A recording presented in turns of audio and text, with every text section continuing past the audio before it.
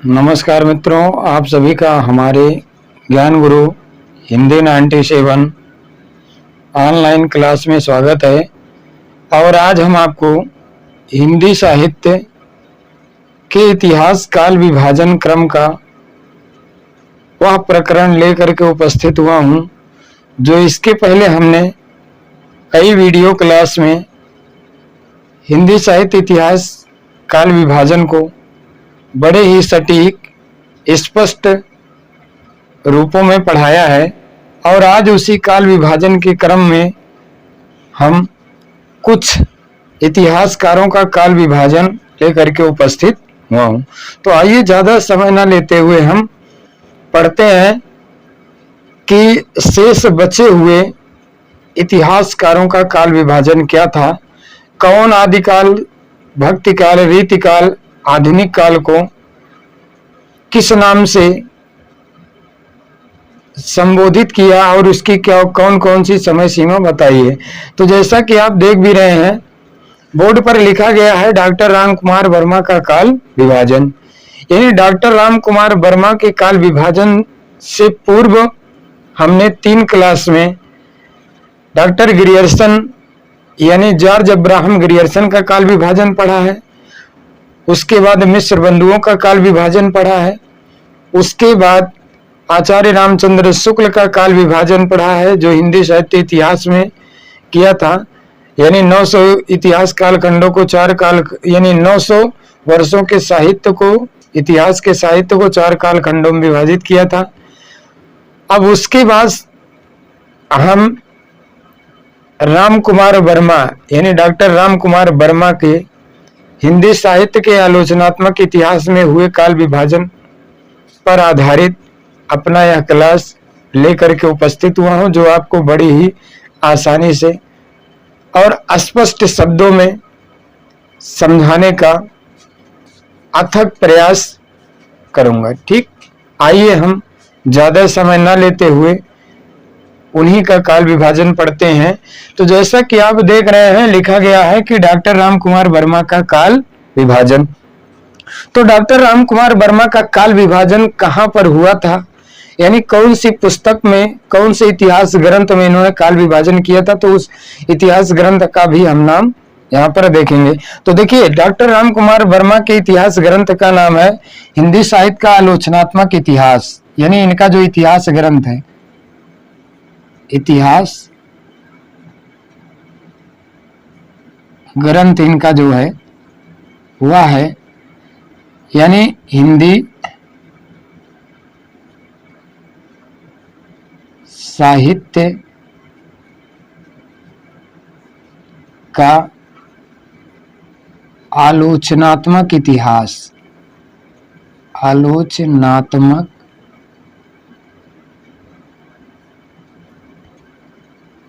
इतिहास यानी ये इनका इतिहास ग्रंथ है। यानी ये इनका इतिहास ग्रंथ है, यानी हिंदी साहित्य का आलोचनात्मक इतिहास। और ये कब है, तो ये है सन 1938 ईस्वी में, 1938 ईस्वी। इसकी जो समय सीमा है वह क्या है, सन 1938। मतलब इस इतिहास ग्रंथ की जो समय सीमा डॉक्टर राम कुमार वर्मा ने निर्धारित किया है, तो वह क्या किया है, यानी 1839। ठीक, अब इनका जो काल विभाजन है हम देखेंगे। यानी इनका जो काल विभाजन है, इस इतिहास ग्रंथ में जो काल विभाजन इन्होंने किया है, उस काल विभाजन को हम देखेंगे। तो पहला जो इनका क्या है काल विभाजन है वह, यानी ये आदिकाल को आदिकाल न मान करके इन्होंने आदिकाल को संधिकाल कहा है। ठीक, यानी क्या कहा है, संधिकाल। तो इनका जो पहला है काल विभाजन वह क्या है, संधिकाल, संधिकाल। ठीक, और यह इसकी जो समय सीमा है वह क्या है, विक्रमी संवत 750 से 1000 विक्रमी संवत, 1000 विक्रमी संवत। ठीक, उसके बाद दूसरा जो काल विभाजन इनका है वह क्या है, चारण काल। चारण काल। चारण काल है। और इसकी समय सीमा कब है? विक्रमी संवत 1000 से विक्रमी संवत 1000 से 1375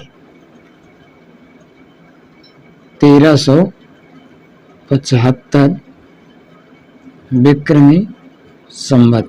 ठीक, उसके बाद तीसरा जो इनका काल विभाजन है डॉक्टर राम कुमार वर्मा का, वह है भक्ति काल।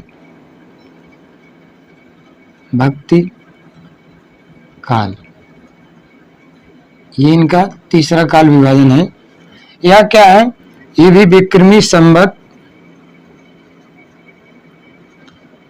1375 से 1700 विक्रमी संवत। मतलब अब शेष इनका काल विभाजन आचार्य रामचंद्र शुक्ल के अनुसार है।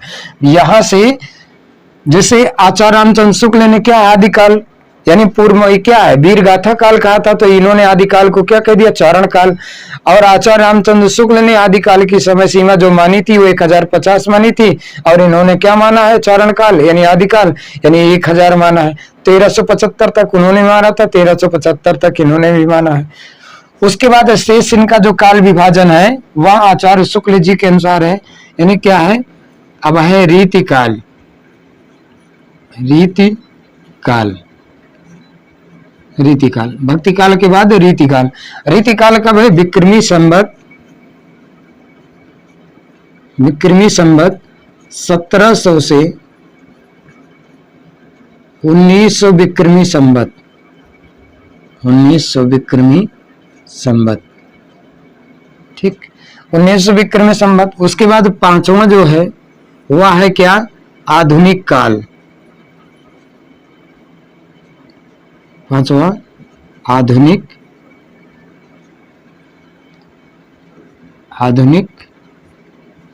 काल। ठीक, पांचवा जो है इनका वह क्या है? आधुनिक काल है। और यह आधुनिक काल कब है? 1900 से, ठीक, 1900 से, इसको ऐसे देखिए, विक्रमी संवत 1900 से अब तक। ठीक, ये जो था क्या था? ये यानी डॉक्टर राम कुमार वर्मा का काल विभाजन है। तो इसको एक बार हम रिपीट भी कर लेते हैं कि इनका काल विभाजन क्या है। उसके बाद फिर हम यानी दूसरे इतिहासकार का काल विभाजन देखेंगे। तो आज हम क्या है इस क्लास में क्या देख रहे हैं? इस क्लास में हम देख रहे हैं डॉक्टर राम कुमार वर्मा का काल विभाजन, यानी जो डॉक्टर राम कुमार वर्मा का काल विभाजन है उस काल विभाजन को हम देख रहे हैं। देखिए इनका क्या है इतिहास ग्रंथ? क्या इनका इतिहास ग्रंथ जो है, इनका इतिहास ग्रंथ है हिंदी साहित्य का आलोचनात्मक इतिहास, और ये कब है? सन 1938 ईस्वी में है। और इस इतिहास ग्रंथ में यानी हिंदी साहित्य का पहला जो काल माना है वह माना है क्या है? संधि काल। ठीक, तो यानी पहला जो काल है वह क्या है? संधि काल। इसकी समय सीमा विक्रमी संवत 750 से 1000 विक्रमी संवत माना है। उसके बाद दूसरा है चारण काल, विक्रमी संवत 1000 से 1375 तक। उसके बाद भक्ति काल है, भक्ति काल विक्रमी संवत 1375 से 1700 विक्रमी संवत है। अगला है क्या? रीति काल, विक्रमी संवत 1700 से 1900 विक्रमी संवत तक। उसके बाद आधुनिक काल, आधुनिक काल उसके बाद फिर क्या? इसकी जो समय सीमा माना है विक्रमी संवत 1900 से अब तक, यानी 1900 से अब तक यानी जो चल रहा है यह क्या है? आधुनिक काल। तो ये तो हो गया, यानी जो है ये हुआ डॉक्टर राम कुमार वर्मा का काल विभाजन। अगला हम काल विभाजन देखते हैं। अगला यानी काल विभाजन किसने किया है? तो यानी अगले का हम अगले इतिहासकार कौन है उनका काल विभाजन देखते हैं।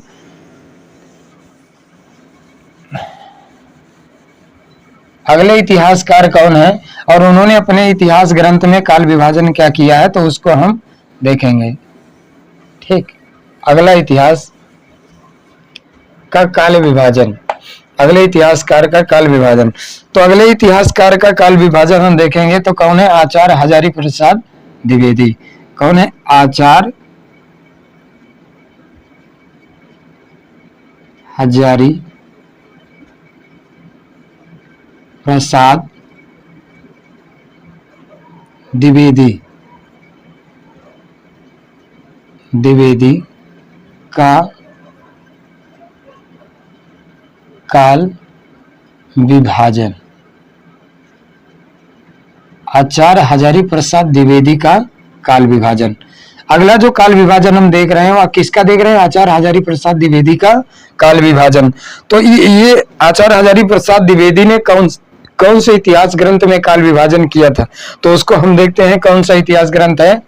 तो इनका जो इतिहास है, यानी इनका इतिहास ग्रंथ कौन सा है? इतिहास ग्रंथ कौन सा है? किस इतिहास ग्रंथ में इन्होंने काल विभाजन किया है? तो इनका इतिहास ग्रंथ है हिंदी साहित्य का उद्भव एवं विकास। हिंदी साहित्य का उद्भव एवं विकास। हिंदी साहित्य का उद्भव एवं विकास। और ये कब है? ये है 1952 ईस्वी में। यानी ये इतिहास ग्रंथ कब, यानी का प्रकाशन कब हुआ था? तो 1952 ईस्वी में हुआ था। और इस इतिहास ग्रंथ में जो काल विभाजन किया है, तो उसमें पहला जो काल विभाजन यानी इन्होंने किया है, तो वह किया है क्या? आदिकाल। यानी पहला जो नाम दिया इन्होंने, यानी आदिकाल। आदिकाल पहला नामकरण इनका, यानी क्या काल विभाजन हो? आदिकाल। इसकी समय सीमा 10वीं से 14वीं शताब्दी। ठीक, यानी 10वीं से 14वीं शताब्दी। 10वीं शताब्दी से 14वीं शताब्दी तक, यानी 10वीं से 14वीं, यानी 10वीं से 14वीं शताब्दी तक। अब इसको हम सन में भी देखते चलेंगे, यानी सन में क्या होगा ये? तो 1000 से सन 1000 से 1400 ईस्वी तक, इसको भी हम साथ में देखते चलेंगे। यानी दूसरा फिर क्या है? दूसरा इनका काल विभाजन है भक्ति काल। भक्ति काल है। इसकी समय सीमा 14वीं शताब्दी से, यहां पर थोड़ा 14वीं से 16वीं शताब्दी तक। 14वीं से 16वीं शताब्दी तक। और इसकी समय सीमा क्या हो जाएगी? इसकी समय सीमा हो जाएगी सन 1400 से 1700 ईस्वी तक। 1400 से 1700 ईस्वी तक। उसके बाद फिर क्या है? तीसरा है इसी में। तीसरा हम देखेंगे क्या? रीतिकाल। तीसरा रीतिकाल। तो रीतिकाल की समय सीमा इन्होंने क्या बताई है? रीतिकाल की समय सीमा 16वीं से 19वीं 16वीं से 19वीं शताब्दी तक। ठीक, और इसकी समय क्या है? ये कब है? तो ये है सन 1700 से 1900 ईस्वी तक। साथ में हम सन में भी देखते चल रहे हैं तक। उसके बाद चौथा जो काल विभाजन इनका है वह है क्या? आधुनिक काल। आधुनिक काल, ये है आधुनिक काल। और ये कब है? 19वीं शताब्दी से 19वीं शताब्दी से 19वीं शताब्दी से अब तक। लेकिन सन में इसको देखेंगे तो क्या होगा? ये हो जाएगा सन में सन 1900 से से 1952 ईस्वी तक इन्होंने माना है। ठीक, तो ये तो था आचार्य हजारी प्रसाद द्विवेदी ने जो अपने हिंदी साहित्य का उद्भव एवं विकास 1952 में जो प्रकाशन हुआ था ग्रंथ का, उसमें काल विभाजन जो किया था, ये तो वो काल विभाजन है। अब इसको एक बार हम रिपीट करते हैं। देखिए हम इस क्लास में क्या पढ़ रहे हैं, यह पेज नंबर 2 है। ठीक, उसके बाद देखिए आचार्य हजारी प्रसाद द्विवेदी का काल विभाजन पढ़ रहे हैं और इनका इतिहास ग्रंथ है हिंदी साहित्य का उद्भव एवं विकास, जो प्रकाशित हुआ था 1952 ईस्वी में। और इस इतिहास ग्रंथ में हिंदी साहित्य के इतिहास का जो काल विभाजन किया था, उस काल विभाजन को पढ़ रहे हैं। तो देखिए पहला काल विभाजन इनका क्या था, आदिकाल, जो 10वीं से 14वीं शताब्दी तक और सन 1000 से 1400 ईस्वी तक, मतलब ये शताब्दी में और सन में है। उसके बाद भक्ति काल 14वीं से 16वीं शताब्दी तक, सन 1400 से 1700 ईस्वी तक। रीतिकाल 16वीं से 19वीं शताब्दी तक, सन 1700 से 1900 ईस्वी तक। उसके बाद आधुनिक काल 19वीं शताब्दी से अब तक और सन 1900 से 1952 ईस्वी तक। तो ये तो था किसका, ये तो था आचार्य हजारी प्रसाद द्विवेदी का काल विभाजन। अगला हम काल विभाजन देखेंगे, गणपति चंद्र गुप्त का है, जिन्होंने हिंदी का वैज्ञानिक इतिहास ग्रंथ लिखा है। ठीक, तो उस इतिहास ग्रंथ में यानी जो काल विभाजन किया गया है, उस काल विभाजन को हम देखेंगे।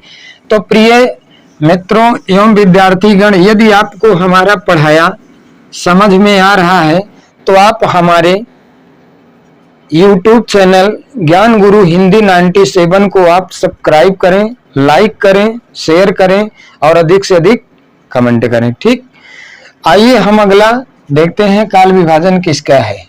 अगला काल विभाजन जो है किसने किया है, तो अगला काल विभाजन हम देखेंगे पेज नंबर 3 पर। जो काल विभाजन है उस काल विभाजन को हम देखेंगे कि अगर यानी पेज नंबर 3, ये पेज नंबर क्या है, 3 है। ठीक, अब हम किसका काल विभाजन देखेंगे, देखेंगे गणपति चंद्रगुप्त, गणपति चंद्र गुप्त, गणपति चंद्र गुप्त का काल विभाजन, काल विभाजन। ठीक, यानी गणपति चंद्र गुप्त का काल विभाजन हम देखेंगे कि गणपति चंद्र गुप्त ने क्या काल विभाजन किया है। यानी इन्होंने अपने इतिहास ग्रंथ में हिंदी साहित्य को कितने भागों में विभाजित किया, हिंदी साहित्य के इतिहास को कितने काल खंडों में विभाजित किया है। तो हम उस काल यानी क्या है, तो देखिए इनका जो इतिहास ग्रंथ है, पहले हम उसके इतिहास ग्रंथ को देख लेते हैं। इनका इतिहास ग्रंथ किस सन में था, इतिहास ग्रंथ इनका कौन सा है, इनका इतिहास ग्रंथ है हिंदी साहित्य का वैज्ञानिक इतिहास, हिंदी साहित्य का वैज्ञानिक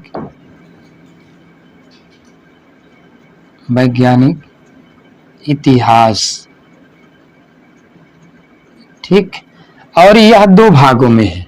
ठीक, यह इतिहास ग्रंथ क्या है, इस इतिहास ग्रंथ के 2 भाग हैं, यानी यह 2 भागों में है, 2 भागों में। ठीक, 2 भागों में है। और कब है, यानी इसका जो पहला भाग है, मतलब आप प्रथम भाग इसका जो है, प्रथम भाग, यह प्रथम भाग जो है यह है 1964 में, 1964 ईस्वी में। और इसका जो द्वितीय भाग है, इसका जो द्वितीय भाग है, ठीक, जो 2 भागों में द्वितीय भाग जो है यह कब है, तो यह जो है 1965 में, मतलब 1 वर्ष बाद है। यह क्या है, 1965 ईस्वी में। ठीक, यानी 1965, देखिए 64 में पहला भाग, 65 में दूसरा भाग, यानी हिंदी साहित्य का वैज्ञानिक इतिहास किसने लिखा? गणपति चंद्र गुप्त ने लिखा। तो यानी इसके दो भाग हैं, पहला भाग 64 में, दूसरा भाग 65 में। ठीक, अब इसके दो भाग हैं।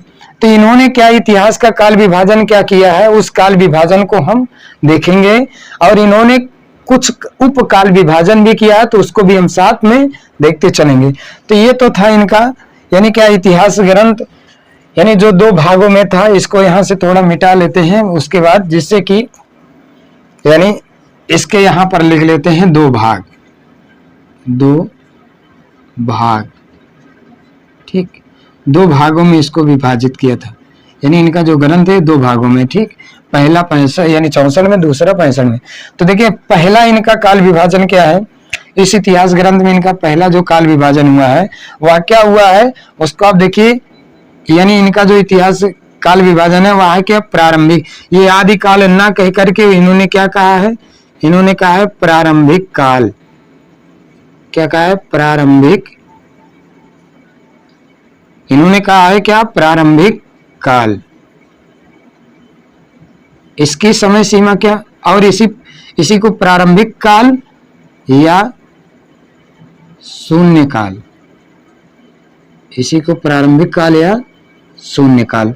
ठीक, इसी को क्या कहा है? प्रारंभिक काल कहा या शून्य काल। और इसकी समय सीमा क्या मानी है इन्होंने? इसकी समय सीमा जो है वह मानी है यानी 1184 ईस्वी से, सॉरी 1184 ईस्वी से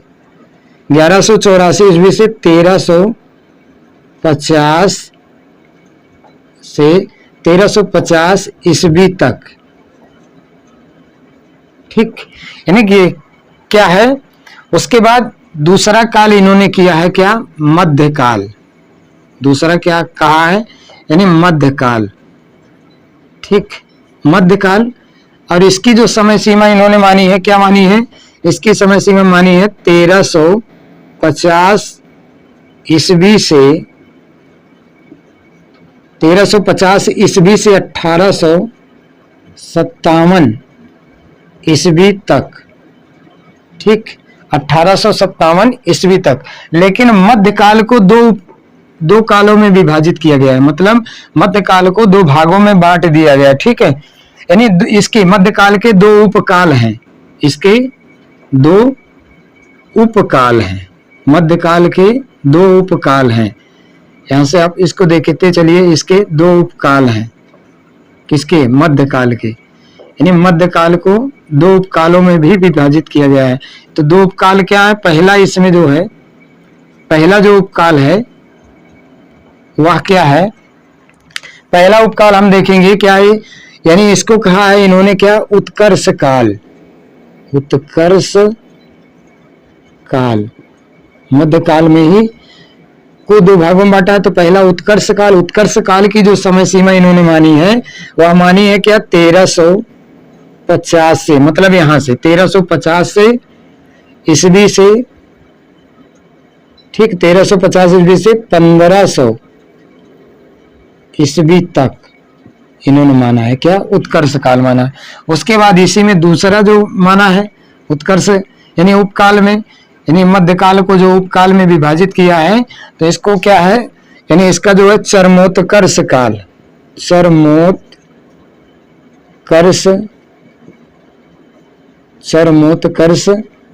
काल।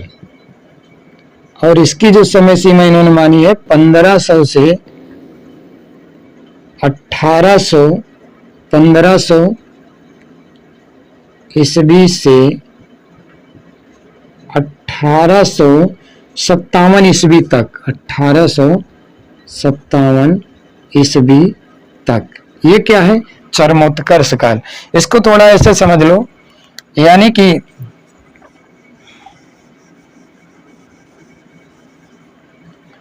ठीक, यानी जो मध्यकाल है गणपत चंद्रगुप्त का, इसके दो उपकाल हैं, इसके क्या है, 2 उपकाल हैं। तो पहला क्या है और ये दूसरा है, ठीक, ये पहला है और ये दूसरा है। अब इसी क्रम में जो तीसरा इन्होंने काल विभाजन किया है वह किया है क्या, आधुनिक काल। यानी इन्होंने रीति काल नहीं कहा, यानी भक्ति काल और रीति काल नहीं कह करके इन्होंने सीधे क्या किया है, यानी क्या, उत्कर्ष काल और चरमोत्कर्ष काल, यानी मध्य काल में 2 काल, यानी मध्य काल कह करके उसको 2 भागों में बांट दिया। पहला कौन, यानी भक्ति काल को कह दिया उत्कर्ष काल और रीति काल को कह दिया क्या, चरमोत्कर्ष काल, ठीक। उसके बाद आधुनिक काल, ठीक, यानी इन्होंने क्या रीति काल ही नहीं कहा, तो इन्होंने क्या कह दिया, आधुनिक काल, आधुनिक काल, ठीक, आधुनिक काल। और इसकी समय सीमा क्या मानी, 1857 ईस्वी से, ठीक, 1857 ईस्वी से अब तक, अब तक, ठीक, 1857 ईस्वी से अब तक, या ब्रैकेट में हम समझ लीजिए इसके भी उपकाल विभाजन है। तो इसकी जो समय सीमा मानी है 1857 ईस्वी से 1965 ईस्वी तक, ठीक, ब्रैकेट में इसको समझते चलिए, ठीक है। यानी 1857 से अब तक तो मानी ही है, लेकिन इन्होंने क्या आधुनिक काल का उपकाल विभाजन भी किया है। तो उस काल विभाजन को अंतिम क्या समय माना है, जो यानी वह क्या माना है, अंतिम जो समय सीमा मानी है वह क्या है, 1965। तो आधुनिक काल का उपकाल विभाजन मतलब आधुनिक काल का उपकाल, यानी आधुनिक काल को भी इन्होंने जैसे क्या मध्यकाल को उपकाल में विभाजित किया, तो आधुनिक काल का उपकाल विभाजन भी हम इनका देखेंगे कि इन्होंने आधुनिक काल को का उपकाल विभाजन कैसे किया है। तो देखिए आधुनिक काल के उपकाल विभाजन में जो पहला है, यानी पहला जो काल विभाजन इन्होंने किया है वह किया है क्या, भारतेंदु युग, भारतेंदु युग, ठीक, यानी भारतेंदु युग। और इसकी समय सीमा क्या रखा है, सन 1857 ईस्वी से,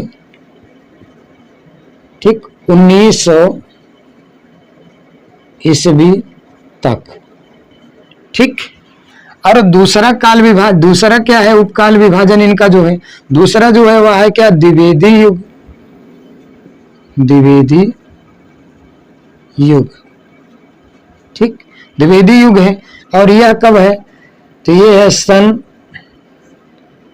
1900 से, सन 1900 ईस्वी से 1920 ईस्वी तक, ठीक। उसके बाद तीसरा, यानी तीसरा जो है इनका उपकाल विभाजन वह क्या है, छायावाद युग, छायावाद युग, छायावाद युग।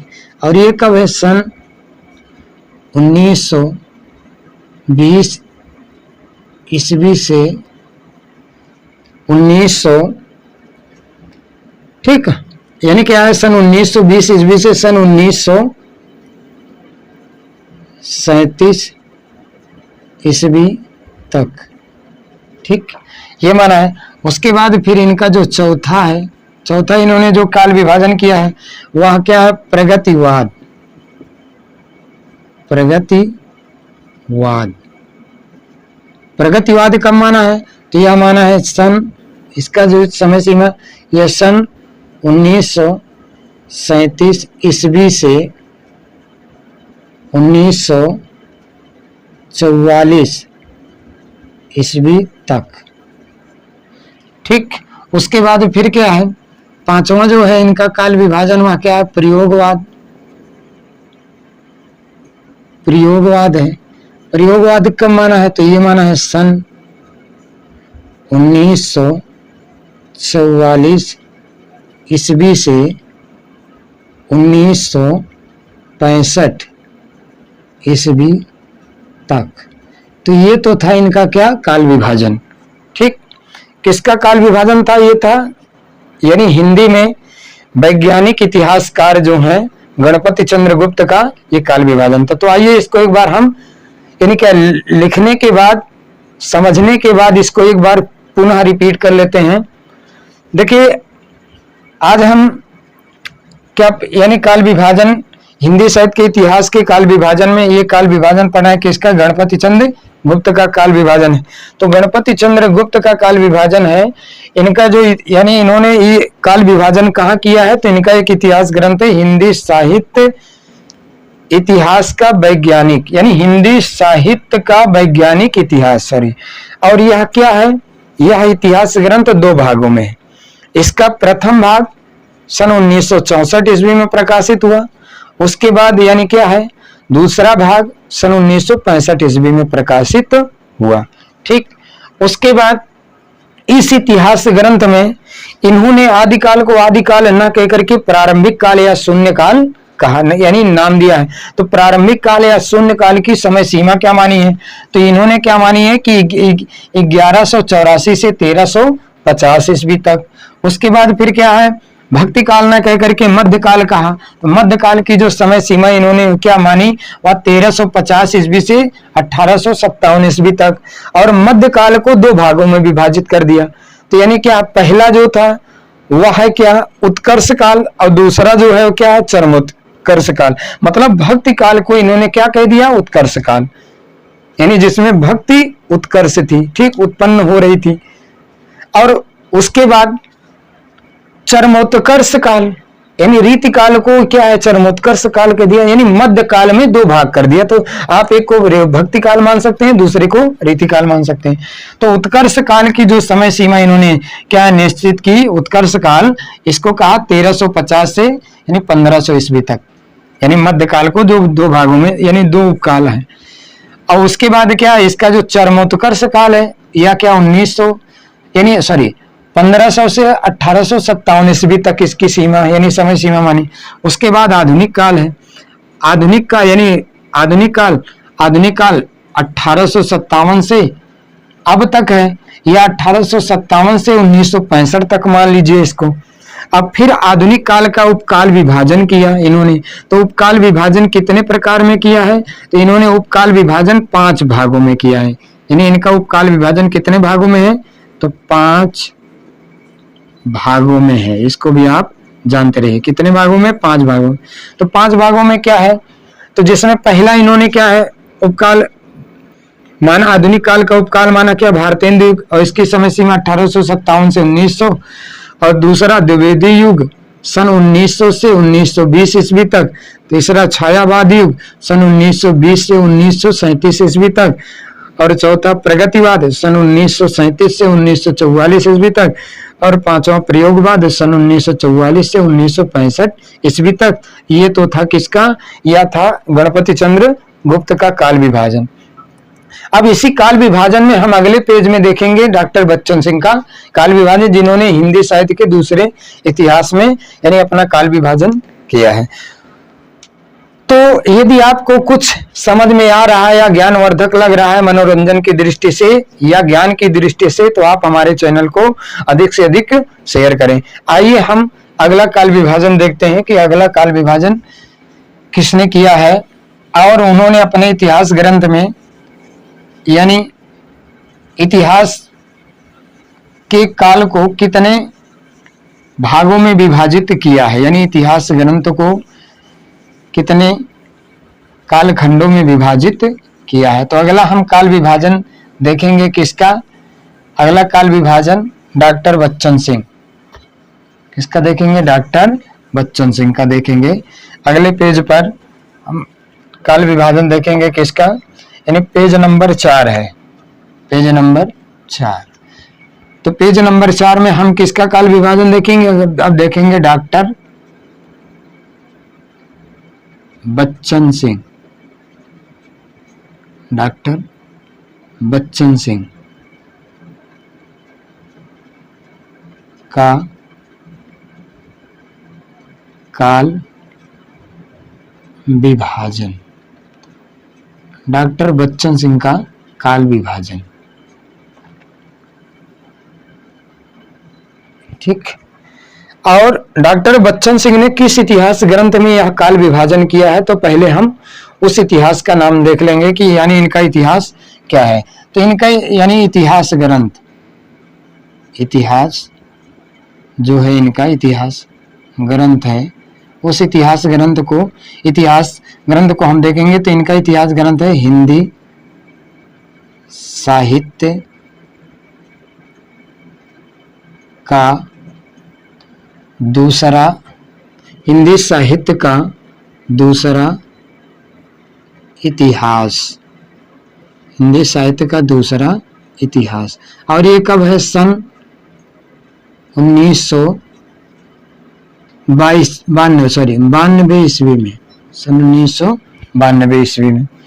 यानी बच्चन सिंह ने अपने इतिहास ग्रंथ जो सन 1922 ईस्वी में प्रकाशित किया था, यानी हिंदी साहित्य का दूसरा इतिहास ग्रंथ में जो काल विभाजन किया है। तो आइए इस इतिहास ग्रंथ में इनका जो काल विभाजन है उस काल विभाजन को हम देखते हैं। तो इनका जो पहला काल विभाजन है वह क्या है? अपभ्रंश काल। इन्होंने आदिकाल को अपभ्रंश काल कहा। क्या कहा है? अपभ्रंश काल, अपभ्रंश काल। और इसकी समय सीमा नहीं बताई है, मतलब समय का उल्लेख नहीं, मतलब समय का, अपने इतिहास ग्रंथ में समय का उल्लेख नहीं किया, समय का उल्लेख नहीं किया। ठीक। उसके बाद दूसरा काल, दूसरा जो है वह है क्या? भक्ति काल, भक्ति काल। ठीक, भक्ति काल। और भक्ति काल की जो समय सीमा मानी, ये मानी क्या? 1400 से, ठीक, 1400 से 1650 ईस्वी तक, सन 1400 से 1650 ईस्वी तक। इसको थोड़ा सन कर लीजिए। ठीक, सन 1400 से 1650 ईस्वी तक। तीसरा फिर क्या हो गया? तीसरा हो गया रीतिकाल, रीतिकाल। तीसरा है रीतिकाल। और रीतिकाल की समय सीमा क्या मानी है? तो रीतिकाल की समय सीमा इन्होंने मानी है सन 1650 से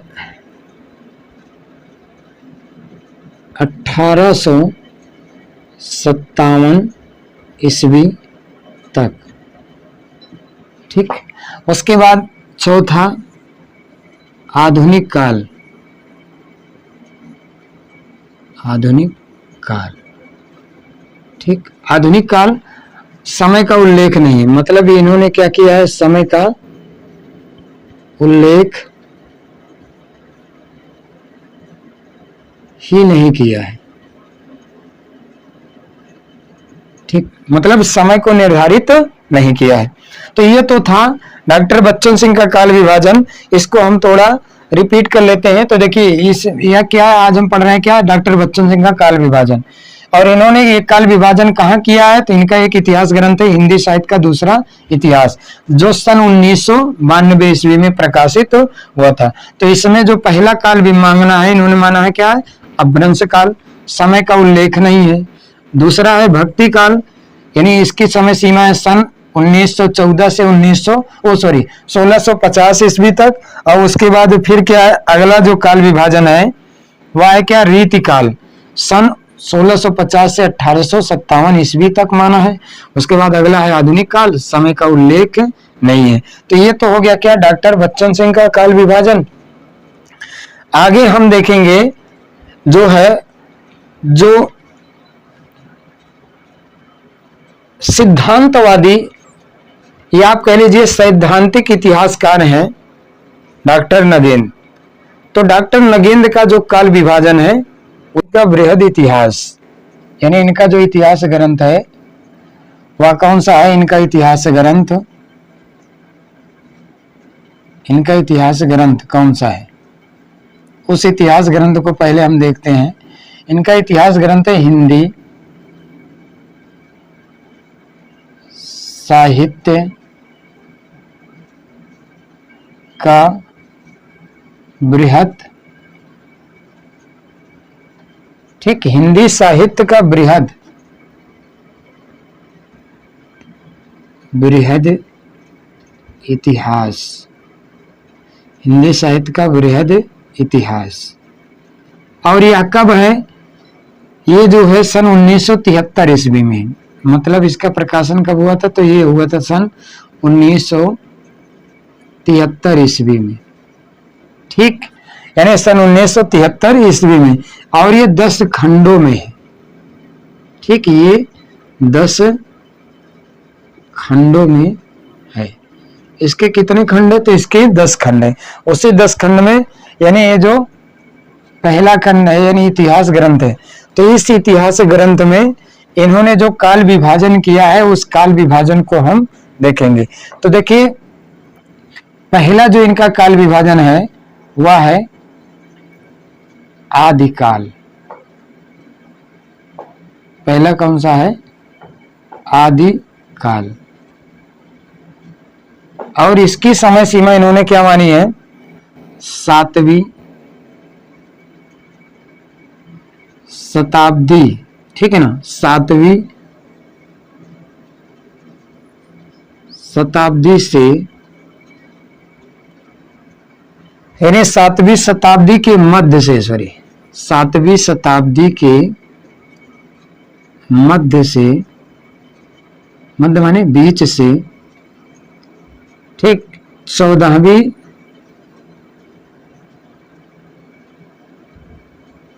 शताब्दी के मध्य तक, ठीक, यानी आदिकाल की जो समय सीमा मानी है वो क्या मानी है? 7वीं शताब्दी के मध्य से 14वीं शताब्दी के मध्य तक। उसके बाद दूसरा इनका है वह है क्या? भक्ति काल। भक्ति काल, भक्ति काल। और भक्ति काल कब से है? 14वीं शताब्दी के मध्य से 17वीं शताब्दी के मध्य तक, यानी 14वीं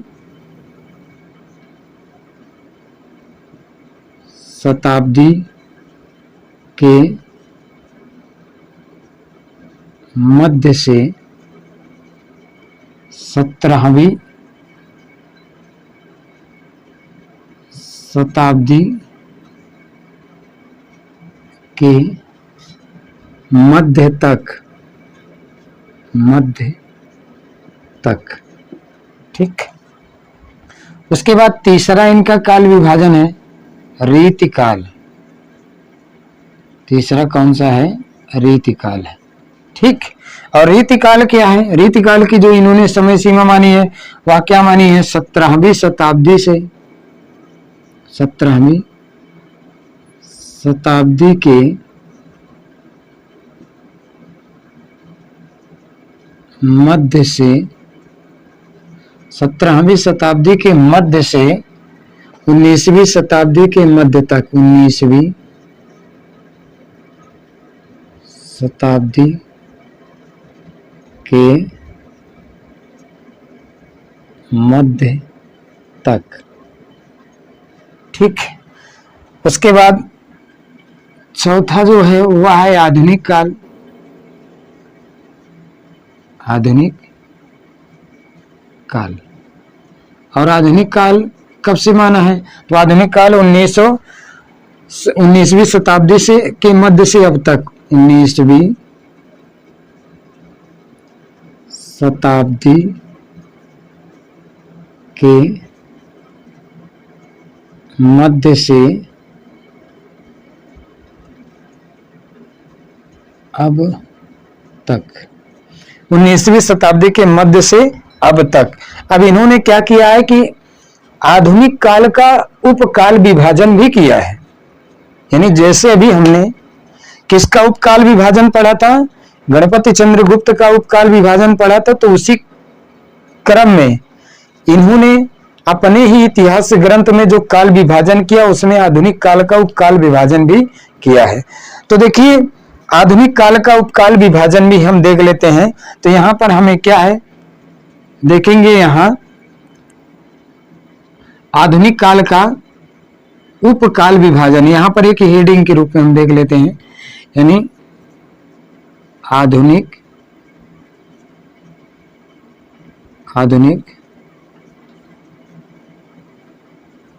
काल का उपकाल विभाजन। ठीक, यानी हम यहाँ पर क्या देखेंगे, आधुनिक काल का उपकाल विभाजन देखेंगे। तो आधुनिक काल के उपकाल विभाजन में इन्होंने पहला यानी कौन सा काल माना है, उपकाल माना है, दूसरा कौन सा उपकाल है, तीसरा कौन सा है, तो इसको भी हम साथ में देखेंगे। तो देखिए इनका पहला जो काल है वह क्या है, उसको हम देखते चलेंगे। तो पहला जो इनका उपकाल है वह है पुनर्जागरण काल। यानी पहला इन्होंने क्या किया, उपकाल विभाजन किया है। तो इसमें पहला किया है क्या, यानी पुनर्जागरण।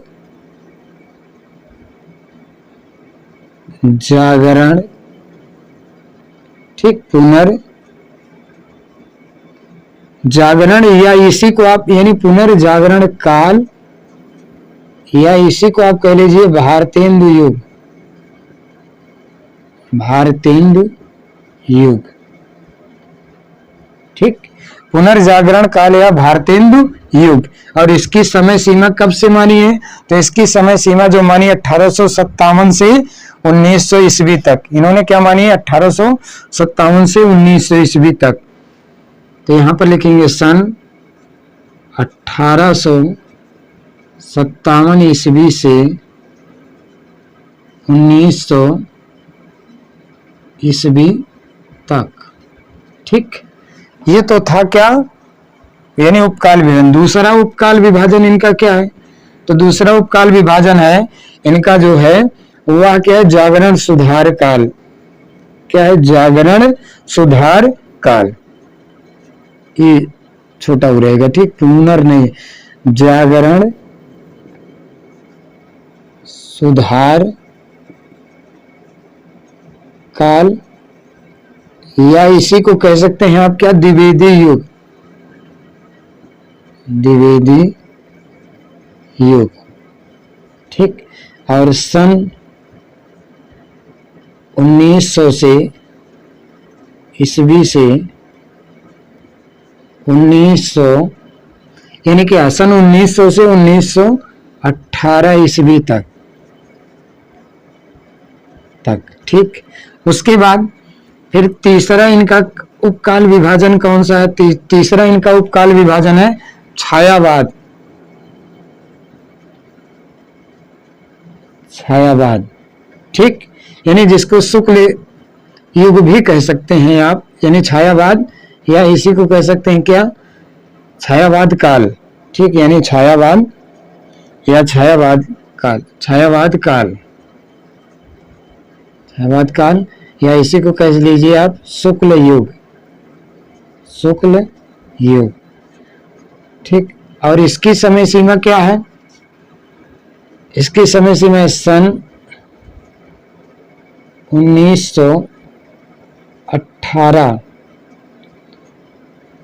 ईस्वी से सन 1918 ईस्वी से 1938 ईस्वी तक।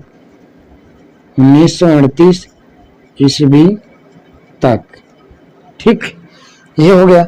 उसी के क्रम में अगला जो चौथा है वह कौन सा है, तो चौथा जो है इनका है छायावादोत्तर युग। कौन सा है, छायावादोत्तर युग। छायावादोत्तर काल। छायावादोत्तर काल। ठीक, और यह क्या, छायावादोत्तर काल कब से है, तो ये यानी क्या है, छायावादोत्तर काल क्या है, 1938 ईस्वी से 1953 ईस्वी तक। यानी मान के चलिए, यानी 1953 ईस्वी तक। ठीक, अब यानी ये माना है। और छायावादोत्तर काल को दो भागों में बांटा है। ठीक, इसको भी दो भागों में विभाजित किया है, यानी इसके दो भाग कर दिए, छायावादोत्तर काल के दो भाग। ठीक, छायावादोत्तर काल के दो भाग हैं। तो पहला भाग क्या है, पहला काल इन्होंने क्या कर दिया है, तो इसके दो भाग किए हैं। तो पहला इन्होंने किया है, ठीक,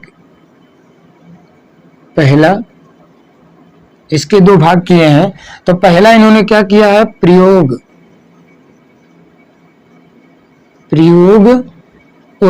प्रगति या प्रयोग, ठीक, प्रगति या प्रयोग काल, प्रगति या प्रयोग काल, ठीक, प्रगति या प्रयोग काल। और इसकी समय सीमा क्या मानी है, सन 1938 ईस्वी से 1900, ठीक, 53 ईस्वी तक, 1953 ईस्वी तक, ठीक। ये तो था क्या, ये इनका था क्या, मतलब पहला। उसके बाद दूसरा इन्होंने काल विभाजन क्या किया है, तो दूसरा इन्होंने क्या, नवलेखन काल, नवलेखन काल, ठीक है, नवलेखन काल। और नवलेखन काल की जो समय सीमा मानी है वो क्या मानी है, सन 1953 ईस्वी से अब तक, ठीक। ये तो था इनका काल विभाजन, ठीक।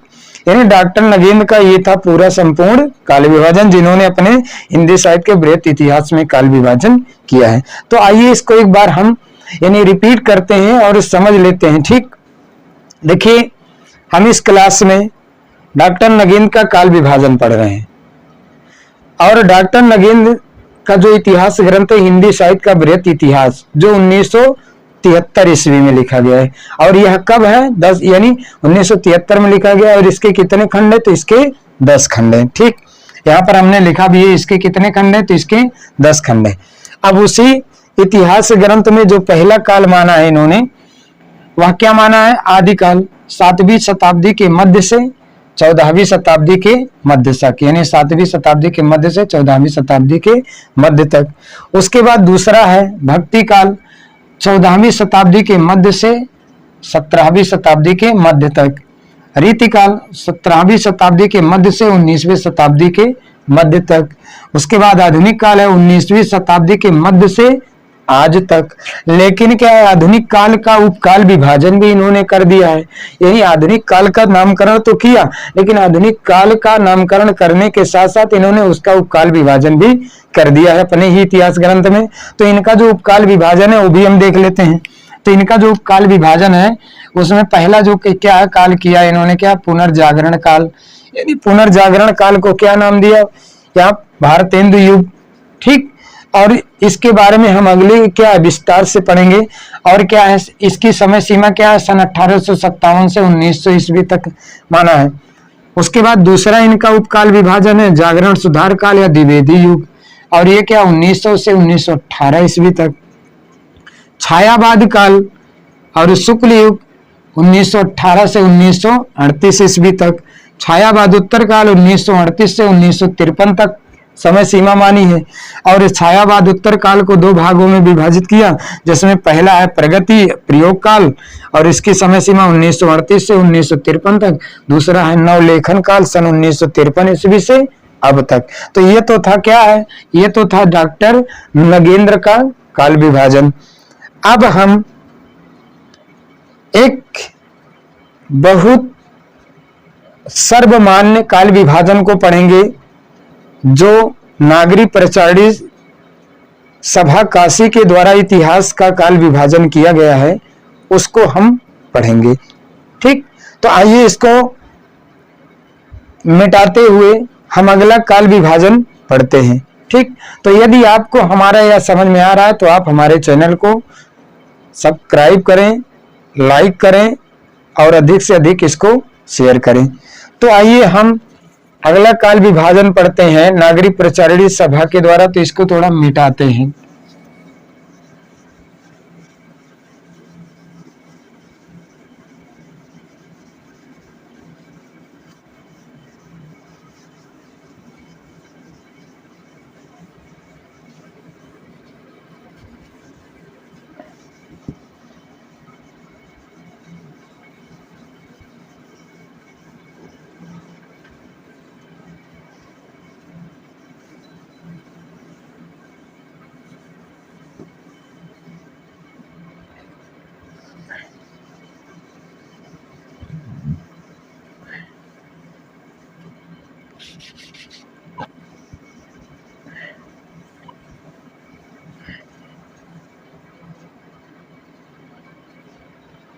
ठीक, आइए हम अगला काल विभाजन पढ़ते हैं। नागरी प्रचारणी सभा काशी का काल विभाजन।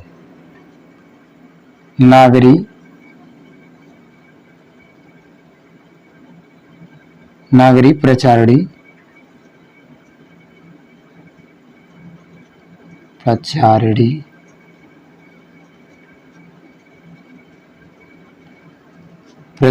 सभा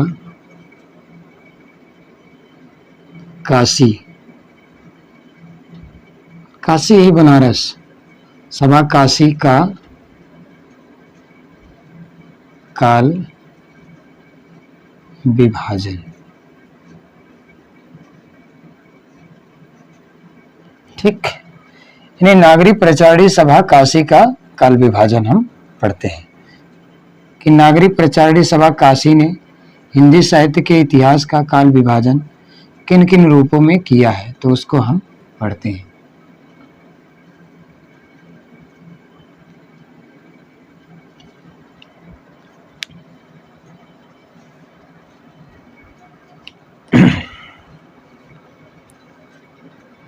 नमस्कार मित्रों, आप सभी का हमारे ज्ञान गुरु हिंदी 97 ऑनलाइन क्लास में स्वागत है। और आज हम आपको काल विभाजन का अंतिम काल विभाजन यानी हिंदी साहित्य के इतिहास का अंतिम काल विभाजन लेकर के उपस्थित हुआ हूं, जो नागरी प्रचारणी सभा काशी के द्वारा हिंदी साहित्य के इतिहास का काल विभाजन किया गया था। उस काल विभाजन को हम अपनी इस क्लास में लेकर के उपस्थित हुआ हूं।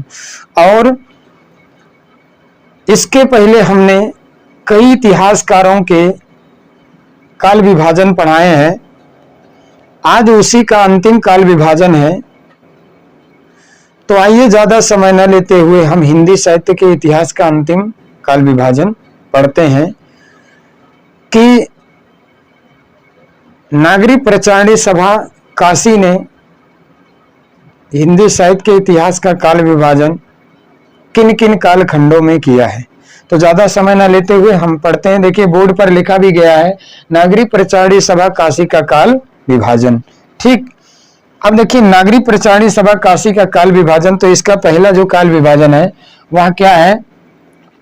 काल विभाजन जो है वह क्या है?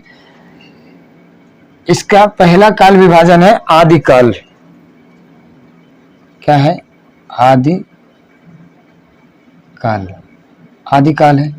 ठीक, या इसी को कह लीजिए वीर गाथा काल, वीर गाथा काल, आदिकाल या वीर गाथा काल।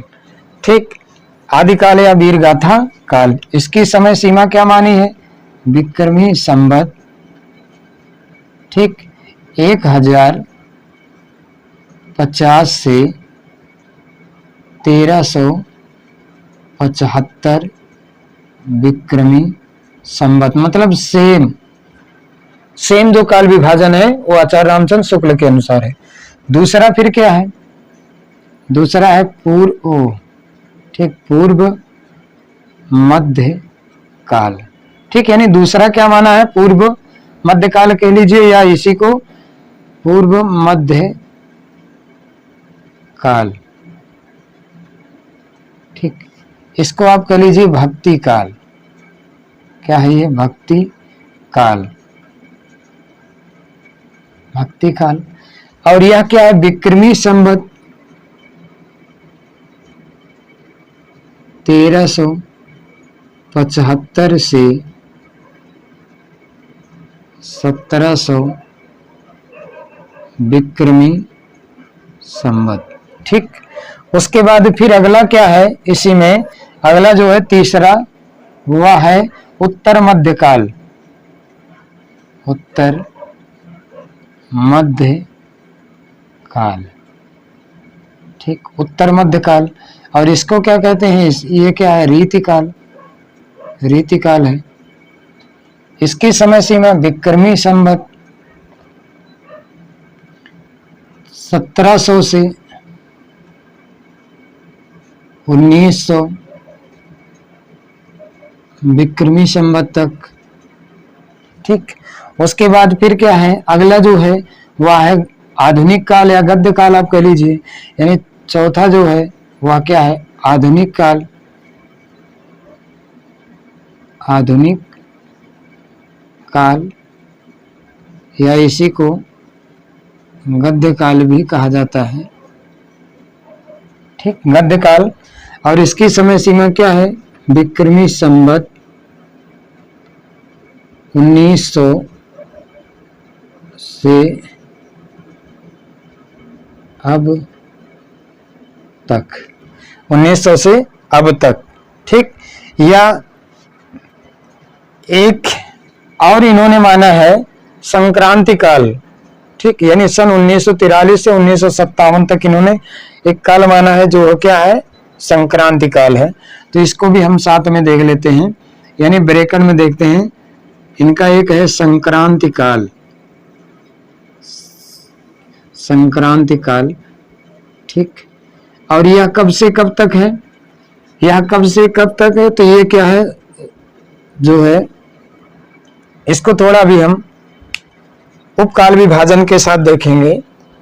ठीक है, इसको हम थोड़ा उपकाल विभाजन के साथ देखेंगे। ठीक, यानी आधुनिक काल का उपकाल विभाजन, या इसको देख ही लेते हैं। यानी पांचवा क्या है इन्होंने माना है, यानी क्या है, संक्रांति काल को भी इन्होंने स्थान दिया है। तो ये क्या है, संक्रांति काल।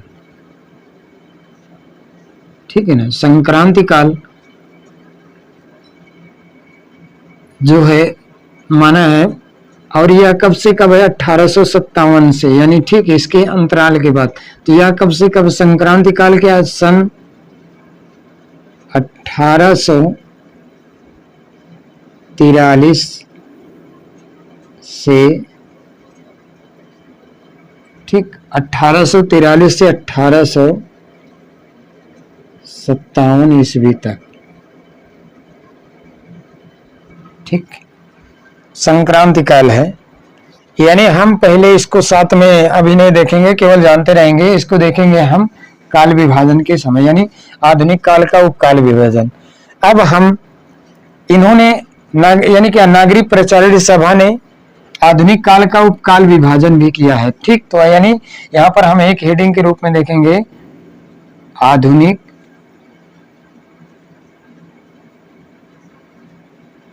काल का उप कालखंड, उपकाल खंड। यानी आधुनिक काल का उपकाल खंड क्या है, यानी आधुनिक काल को उपकाल खंडों में कैसे विभाजित किया गया, तो इसमें भी हम देखेंगे। तो देखिए, अब उपकाल खंड में पहला जो इन्होंने माना है, यानी क्या है, सन।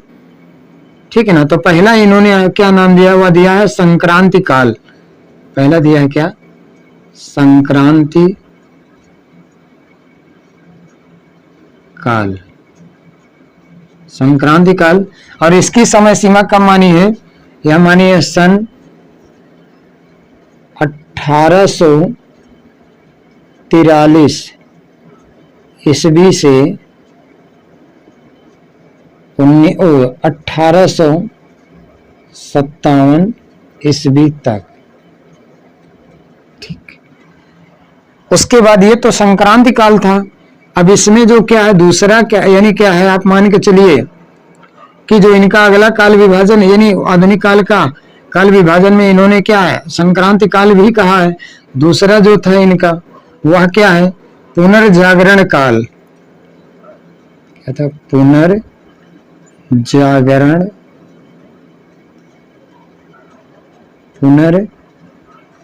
पुनर्जागरण काल। ठीक, पुनर्जागरण काल या इसी को भारतेंदु युग, भारतेंदु युग, भारतेंदु युग। इसकी समय सीमा क्या है, 1857 ईस्वी से 1900 ईस्वी तक। ठीक, उसके बाद फिर क्या है, तीसरा जागरण सुधार काल, जागरण सुधार काल। और इसको क्या कहा है, इसको इन्होंने कहा है यानी जागरण सुधार काल या द्विवेदी युग, द्विवेदी युग। ठीक। और यह कब से कब है, यह है सन 1900 ईस्वी से 1918 ईस्वी तक। ठीक। उसके बाद फिर क्या है, चौथा जो है उपकाल है वह क्या है, छायावाद, या क्या है, छायावाद, छायावाद है। और ये कब है, यह है सन 1918 ईस्वी से 1936 ईस्वी तक। देखो डॉक्टर नगेंद्र ने 38 माना है, इन्होंने क्या माना है, 36, यानी नागरिक प्रचारणी ने क्या माना है, 36 माना है। उसके बाद पांचवा देखेंगे, पांचवा क्या है, पांचवा जो है वह है प्रगतिवाद, यानी क्या है, प्रगतिवाद, यानी छायावाद उत्तर न कह करके इन्होंने क्या कहा, प्रगतिवाद कहा। और ये कब से कब है, सन जो है 1936 ईस्वी से 1943 ईस्वी तक, 1943 ईस्वी तक। ठीक। उसके बाद फिर क्या है, छठा है उसी में, यानी छठा जो काल विभाजन है वह काल विभाजन है प्रयोगवाद, प्रयोगवाद। ठीक, प्रयोगवाद है। और ये कब से है, सन 1943 ईस्वी से। ठीक, 43, यानी इसी में तार सप्तक का जो प्रकाशित हुआ था। ठीक, यहीं से तार सप्तक की समय सीमा मानी जाती है। तो 1943 से 1952 ईस्वी तक। ठीक, 52 ईस्वी तक। उसके बाद फिर क्या है, 7वां ईस्वी में है, यानी क्या, नई कविता, नई कविता। नई कविता कब से है, 1952 से कहीं 53 माना जाता है, तो ना क्या है, 1952 ईस्वी से 1960। ठीक, 1952 ईस्वी से 1960 ईस्वी तक। ठीक, उसके बाद फिर क्या है, 8वां उपकाल विभाजन क्या है, साठोत्तरी कविता है। 60 के बाद साठोत्तरी कविता।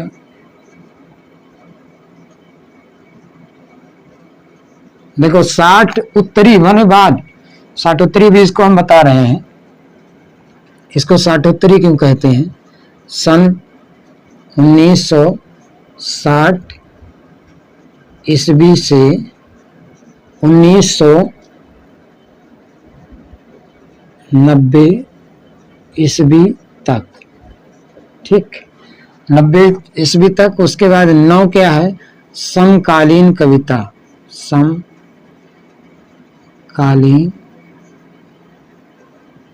कविता।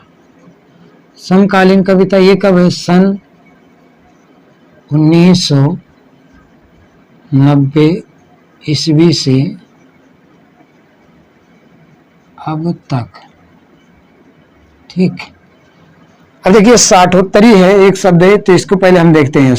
देखिए 60 धन उत्तरी। 60 आप जानते हैं संख्या है, 60 उत्तरी माने होता है बाद, मतलब 60 के बाद की जो संख्या है तो उसे क्या कहते हैं, साठोत्तरी कहते हैं। मतलब 1960 के बाद जो कविताएं लिखी गई उसको क्या कहते हैं, साठोत्तरी कहते हैं। और साठोत्तरी में कौन सी संधि है, तो इसमें जो है गुण है, गुण संधि भी है। ठीक, क्योंकि छोटा आ उसके बाद धन हो बराबर क्या हो जाएगा, ओ हो जाएगा। ठीक, अब आइए हम, यानी काशी नागरिक प्रचारणी सभा के द्वारा जो हिंदी साहित्य के इतिहास का काल विभाजन हुआ है उसको हम एक बार रिवाइज कर लेते हैं, यानी उसको हम एक बार समझ लेते हैं। तो देखिए क्या है, आज हम इस क्लास में क्या पढ़ रहे हैं, नागरिक प्रचारणी सभा काशी का काल विभाजन। तो काशी ने जो काल विभाजन किया उसमें पहला जो काल विभाजन किया वह क्या किया है, आदिकाल, यानी वीर गाथा काल, या इसी को हम कह सकते हैं आदिकाल। और इसकी समय सीमा विक्रमी संवत 1300 यानी 1050 से 1375 विक्रमी संवत तक, ठीक है, तक। उसके बाद पूर्व मध्यकाल यानी इसको भक्ति काल 1375 से 1700 विक्रमी तक। उत्तर मध्यकाल रीतिकाल 1700 से 1900 विक्रमी तक। आधुनिक काल या गद्य काल विक्रमी संवत 1900 से अब तक। उसके बाद आधुनिक काल का उपकाल विभाजन किया गया, यानी जिसमें पहला संक्रांति काल यानी सन क्या है 1843 से 1857 ईस्वी तक। पुनर्जागरण काल भारतेंदु युग यानी पुनर्जागरण काल कह लीजिए, भारतेंदु युग सन 1857 से 1900 ईस्वी तक, ठीक। उसके बाद जागरण सुधार काल द्विवेदी युग सन 1900 से 1918 ईस्वी तक। छायावाद 1918 से 1936 ईस्वी तक। प्रगतिवाद सन 1936 से 1943 ईस्वी तक। प्रयोगवाद 1943 से 1952 ईस्वी तक। नई कविता 1952 से 1960। साठोत्तरी कविता 1960 से 1990 ईस्वी तक। उसके बाद समकालीन कविता सन 1990 से अब तक, मतलब जो आज लिखी जा रही हैं ये क्या है, ये समकालीन कविता। 1990 के बाद जो कविताएं लिखी जा रही हैं ये सब कौन सी हैं, ये सब यानी समकालीन कविता। उसके बाद कविता, प्रौढ़ कविता जैसी कविताएं लिखी जा रही, ठीक। तो ये तो था नागरिक प्रचारणी सभा काशी के द्वारा जो काल विभाजन किया गया। तो आज हम हिंदी साहित्य इतिहास का अंतिम काल विभाजन पढ़े। अब यहाँ से काल विभाजन समाप्त हो गया। अब हम अगले वीडियो क्लास में यानी अपने अगले ऑनलाइन क्लास में हम पढ़ेंगे हिंदी साहित्य में प्रथम कवि कौन, किसको माना है, ठीक। धन्यवाद। अगली क्लास में हम फिर मिलेंगे, ठीक। धन्यवाद।